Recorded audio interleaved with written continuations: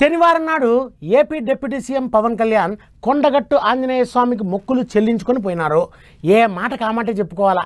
Sir వస్తానాడంటే ఏపీలోనే కాదు తెలంగాణలో కూడా జనం రోడ్ల మీదకి వచ్చి ఘనంగా స్వాగతం పలికినారు. ఊరూరా జాతర జరిగినట్టే అయింది. అభిమానులంతా తెగ గోల్ చేసినారు.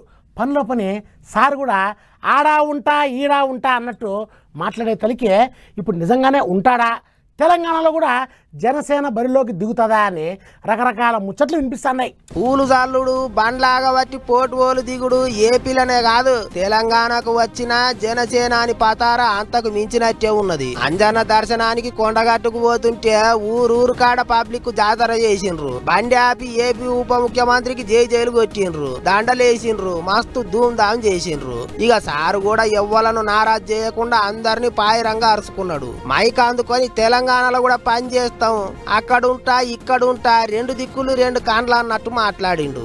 ఆఖరికి జై తెలంగాణ అని కూడా అన్నాడు. ఇక ఇక్కడనే ఇప్పుడు చాలా మంది పరిశాన్ అవుతున్నారట.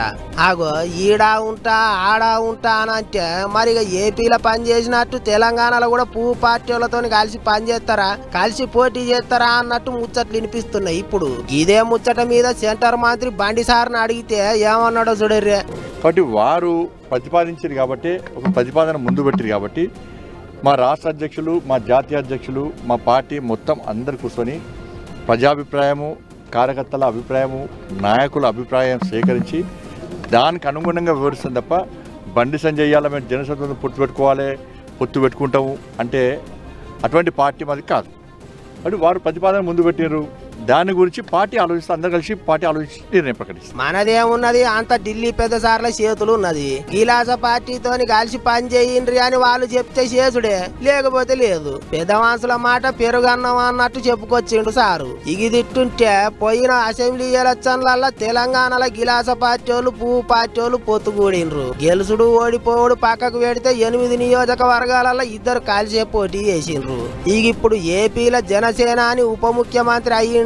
అక్కడ బలం పెరిగింది కాబట్టి ఇటు తెలంగాణలో కూడా పువ్వు పార్టీలతో సోపతి పెంచుకొని బలం పెంచుకునే ఇగురం ఏమన్నా చేస్తాడు కావచ్చు అనుకుంటారు చాలా మంది. పొత్తు ముచ్చట పెద్ద మనుషుల ముంగట పెట్టిండని బండి సారే చెప్పుకొచ్చిండు కాబట్టి ఏమన్నా ఇగుర పెడుతుందో ఏమో చూసుకుంటా పోవాలి.